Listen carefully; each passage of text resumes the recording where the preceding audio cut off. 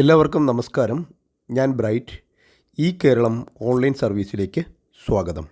50% വർദ്ധിപ്പിച്ച് പരിഷ്കരിച്ച land tax ഓൺലൈനായി എങ്ങനെ അടയ്ക്കാമെന്നാണ് ഇന്നിവിടെ നോക്കുന്നത്. ഇതിനായി ആദ്യം മൊബൈലിൽ ഗൂഗിൾ എടുത്ത ശേഷം റവന്യൂ കേരള എന്ന് ടൈപ്പ് ചെയ്ത് സെർച്ച് ചെയ്താൽ വെബ്സൈറ്റിൽ പ്രവേശിക്കാനുള്ള ലിങ്ക് ലഭിക്കും. revenue.kerala.gov.in എന്നതാണ് വെബ്സൈറ്റ്. സൈറ്റ് അഡ്രസ് ഡിസ്ക്രിപ്ഷനിൽ കൊടുത്തിരിക്കാം. ഈ ഒരു ലിങ്കിൽ ടച്ച് ചെയ്ത് മുന്നോട്ട് പോയി കഴിഞ്ഞാൽ നമ്മൾ ഇങ്ങനെയൊരു പേജിൽ എത്തിച്ചേരും. ഇവിടെ മുകളിലായിട്ട് മെനു എന്ന് കാണാം. ആ മെനുവിൽ പ്രസ് ചെയ്ത് കഴിഞ്ഞാൽ താഴോട്ട് ക്വിക്ക് പേ, സിറ്റിസൺ രജിസ്ട്രേഷൻ, അങ്ങനെ 3-4 ലിങ്കുകൾ വരും. ഇതിൽ നമുക്ക് ക്വിക്ക് പേ ആണ് ആവശ്യമായിട്ടുള്ളത്. സിറ്റിസൺ രജിസ്ട്രേഷൻ ചെയ്യേണ്ട ആവശ്യമില്ല. ക്വിക്ക് പേ വഴി നമ്മൾ പേയ്മെൻറ്റ് നടത്തിയാൽ പിന്നീട് നമുക്ക് റെസിപ്റ്റ് ഡൗൺലോഡ് ചെയ്യാനും തുടർന്ന് മറ്റുള്ളവരുടെ പേയ്മെൻറ്റ് നടത്താനും ഒക്കെയുള്ള സൗകര്യങ്ങളുണ്ട്. അതുകൊണ്ട് ക്വിക്ക് പേ എന്നുള്ളതിൽ ടച്ച് ചെയ്ത് മുന്നോട്ട് പോവുകയാണ്.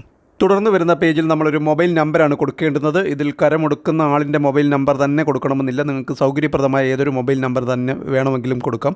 ഈ രജിസ്ട്രേഷനിലൂടെ തന്നെ പിന്നീട് വീണ്ടും ആരുടെ വേണമെങ്കിലും കരം ഒടുക്കുവാനും സാധിക്കുന്നതാണ്. ലാൻഡ് ടാക്സ് അടയ്ക്കുവാനും സാധിക്കുന്നതാണ്. അതിനുശേഷം തൊട്ട് താഴെ ക്യാപ്ച കോഡുകൾ കാണാം. അവിടെ എന്താണോ കൊടുത്തിരിക്കുന്നത് അത് അതേപോലെ അവിടെ ടൈപ്പ് ചെയ്ത് കൊടുത്തതിന് ശേഷം ഗെറ്റ് OTP എന്നുള്ള ലിങ്കിൽ പ്രസ് ചെയ്ത് കഴിഞ്ഞാൽ നമ്മൾ മുകളിൽ കൊടുത്ത മൊബൈലിലേക്ക് ഒരു OTP വരികയും 4 അക്ക OTP വരികയും ആ OTP ഇവിടെ ടൈപ്പ് ചെയ്ത് കൊടുത്ത് സബ്മിറ്റ് എന്നുള്ള ലിങ്കിൽ പ്രസ് ചെയ്ത് കൊടുക്കുകയാണ് ചെയ്യേണ്ടുന്നത്. തുടർന്ന് വരുന്ന ലിങ്കിൽ നമുക്കൊരു പേര് കൊടുക്കേണ്ടതുകൊണ്ട് നിങ്ങൾക്ക് ഇഷ്ടപ്പെട്ട എന്ത് പേര് വേണമെങ്കിലും കൊടുക്കാം. ലാൻഡ് ടാക്സ് റെസിപ്റ്റിൽ ഈ ഒരു പേര് രേഖപ്പെടുത്തത്തില്ല. അതുകൊണ്ട് സൗകര്യപ്രദമായ ഷോർട്ടായിട്ടുള്ളൊരു പേര് കൊടുക്കാവുന്നതാണ്. അതിനുശേഷം ഓക്കെ കൊടുക്കുകയാണ് ചെയ്യേണ്ടുന്നത്. തുടർന്ന് വരുന്ന പേജിൽ ആദ്യം ന്യൂ പേയ്മെൻറ്റ് എന്നുള്ള ടാബ് എനേബിൾ ആയിട്ടുണ്ട് ഡീഫോൾട്ടായിട്ട്, അല്ലെങ്കിൽ അത് എനേബിൾ ആക്കണം. അതുവഴിയാണ് പുതിയ ടാക്സ് അടയ്ക്കേണ്ടത്. തുടർന്ന് താഴോട്ട് എൻ്റെ റെസിപ്റ്റ് നമ്പർ എന്നുള്ളത് നേരത്തെ കരമൊടുക്കിയതിൻ്റെ റെസിപ്റ്റ് നമ്പർ കൊടുത്ത് സെർച്ച് ചെയ്യാം. നമുക്ക് അതിൻ്റെ ആവശ്യമില്ല. തൊട്ട് താഴോട്ട് നമ്മൾ ചെയ്യേണ്ടുന്നത് ഡിസ്ട്രിക്റ്റ് ആദ്യം തിരഞ്ഞെടുത്ത് കൊടുക്കണം. അതിനുശേഷം താലൂക്കും തൊട്ട് താഴെ വില്ലേജും തിരഞ്ഞെടുത്തതിന് ശേഷം അവസാനം ബ്ലോക്ക് നമ്പർ ആണ് തിരഞ്ഞെടുത്ത് കൊടുക്കേണ്ടുന്നത്. ഞാനിവിടെ എൻ്റെ ജില്ല കൊല്ലം തിരഞ്ഞെടുത്തതിന് ശേഷം താലൂക്ക് കൊട്ടാരക്കര തിരഞ്ഞെടുത്ത് അതിനുശേഷം വില്ലേജ് വെളിയമാണ്. വെളിയവും തിരഞ്ഞെടുത്തതിന് ശേഷം ബ്ലോക്ക് നമ്പർ നമ്മൾ നേരത്തെ അടച്ച ലാൻഡ് ടാക്സ് റെസിപ്റ്റിൽ ബ്ലോക്ക് നമ്പർ പ്രത്യേകം കൊടുത്തിട്ടുണ്ടായിരിക്കും. ഇവിടെ അത് കാണിക്കുന്നുണ്ട്.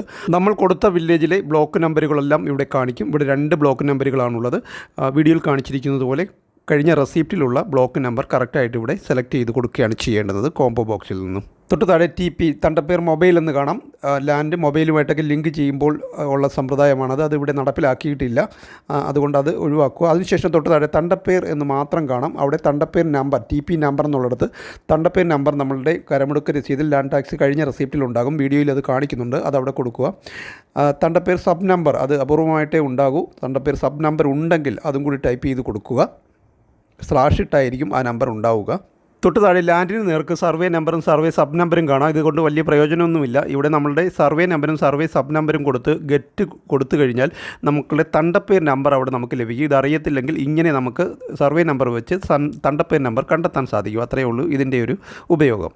ഇതിൽ നിന്നും ഒരു കാര്യം നമുക്ക് മനസ്സിലായി. നമുക്കിവിടെ ആവശ്യമുള്ളത് ഒറ്റ കാര്യം മാത്രമേ ഉള്ളൂ, തണ്ടപ്പേർ നമ്പർ. തണ്ടപ്പേർ എന്നുള്ള നേർക്ക് TP നമ്പർ എന്നുള്ളിടത്ത് നമ്മൾ പഴയ റെസിപ്റ്റ് നോക്കി ആ തണ്ടപ്പേർ നമ്പർ അവിടെ ടൈപ്പ് ചെയ്ത് കൊടുത്ത് സബ് നമ്പർ ഉണ്ടെങ്കിൽ അതും ടൈപ്പ് ചെയ്ത് കൊടുത്ത് തുടർന്ന് താഴെയായിട്ട് ഗെറ്റ് എന്ന് കാണാം. ആ ഗെറ്റിൽ പ്രസ് ചെയ്ത് കൊടുത്താൽ നമ്മളുടെ ഭൂമിയുടെ ഡീറ്റെയിൽസൊക്കെ അവിടെ വരുന്നതാണ്. ആരുടെ പേരിലാണ്, വിസ്തീർണം തുടങ്ങിയ കാര്യങ്ങളൊക്കെ അവിടെ കാണിക്കുന്നതാണ്. എല്ലാം ശരിയാണെന്ന് ഉറപ്പുവരുത്തിയതിന് ശേഷം താഴെ വന്ന് പേ നൗവിൽ പ്രസ് ചെയ്ത് കൊടുക്കുകയാണ് ചെയ്യേണ്ടത്. തുടർന്ന് വീണ്ടും ലാൻഡ് ഡീറ്റെയിൽസ് ഒരിക്കൽ കൂടി കാണിക്കുന്നതാണ്. ഇവിടെ നമ്മൾ ആദ്യം കൊടുത്തൊരു പേര് കാണിക്കുന്നുണ്ട്. പേടിക്കേണ്ട, ഇത് റെസിപ്റ്റിൽ വരത്തില്ല. ഇവിടെ നമുക്ക് താഴെയായി അടയ്ക്കേണ്ട തുക കാണിക്കുന്നുണ്ട്. 53 രൂപയാണ് ഇപ്പോൾ അടയ്ക്കേണ്ടുന്നത്. നേരത്തെ ഇത് 35 രൂപയായിരുന്നു. 50% വർധനവാണ് ഇക്കാര്യത്തിൽ വന്നിട്ടുള്ളത്. കൂടുതൽ തുകയൊക്കെ അടയ്ക്കേണ്ടുന്നവർക്ക് ഒരു വെൽഫെയർ ടാക്സും കൂടി വരുന്നതാണ്. ആ വെൽഫെയർ ടാക്സും കൂടി ചേർത്താണ് 50% വർധനവ് ഉണ്ടായിരിക്കുന്നത്. ഇനി നമ്മൾ ചെയ്യേണ്ടുന്നത് താഴെയായി പ്രൊസീഡ് ടു പേയ്മെൻറ്റ് എന്ന് കാണാം. ആ ഒരു ലിങ്കിൽ പ്രസ് ചെയ്ത് മുന്നോട്ട് പോവുകയാണ് ചെയ്യേണ്ടത്. തുടർന്ന് പേയ്മെൻറ്റ് ഗേറ്റ് വേ വരുന്നതാണ്. ഇവിടെ ഇടത് സൈഡിൽ 3 ഓപ്ഷൻസ് ഉണ്ട്. ഏത് വേണമെങ്കിലും നമുക്ക് തിരഞ്ഞെടുക്കാം. ആദ്യത്തെ നെറ്റ് ബാങ്കിങ്, പിന്നീട് കാർഡ് പേയ്മെൻറ്റ്, UPI പേയ്മെൻറ്റ്, അങ്ങനെ ധാരാളം ഓപ്ഷൻസ് ഉണ്ട്. എല്ലാ വീഡിയോയിലും കാണിക്കുന്നതായതുകൊണ്ട് വിശദീകരിക്കുന്നില്ല. ഞാനിവിടെ ഏറ്റവും അവസാനത്തെ ലിങ്ക് എനേബിൾ ചെയ്തതിന് ശേഷം പ്രൊസീഡ് കൊടുത്ത് UPI തിരഞ്ഞെടുത്ത് UPI ID അവിടെ ടൈപ്പ് ചെയ്ത് കൊടുത്ത് പേയ്മെൻറ്റ് നടത്തുകയാണ്.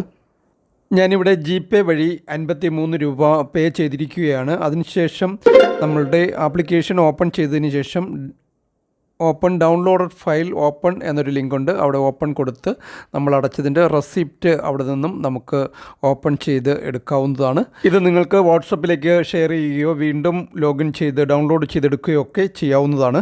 റെസിപ്റ്റ് വീണ്ടും ഡൗൺലോഡ് ചെയ്തെടുക്കണമെങ്കിൽ നമ്മൾ മൊബൈൽ നമ്പർ കൊടുത്ത് OTP കൊടുത്ത് ലോഗിൻ ചെയ്തതിന് ശേഷം ന്യൂ പേയ്മെൻറ്റിന് അടുത്തായിട്ട് അവസാനമായിട്ട് പേയ്മെൻറ്റ് റെസിപ്റ്റ് എന്ന് കാണാം. അതിൽ പ്രസ് ചെയ്തതിന് ശേഷം ഇവിടെ ഇപ്പോൾ ഒരുപാട് പേയ്മെൻറ്റ് ഉണ്ട്, അതുകൊണ്ടാണ് കൂടുതൽ കാണിക്കുന്നത്. അതിന് താഴോട്ട് അതിൻ്റെ എല്ലാം ഹിസ്റ്ററി ലിസ്റ്റ് കാണിച്ചിട്ടുണ്ടായിരിക്കും. ഇവിടെ റെസിപ്റ്റിൽ പ്രസ് ചെയ്ത് നമുക്ക് ആവശ്യമുള്ളതിൻ്റെ റെസിപ്റ്റ് വീണ്ടും എത്ര പ്രാവശ്യം വേണമെങ്കിലും ഡൗൺലോഡ് ചെയ്ത് ഉപയോഗിക്കുവാൻ സാധിക്കുന്നതാണ്.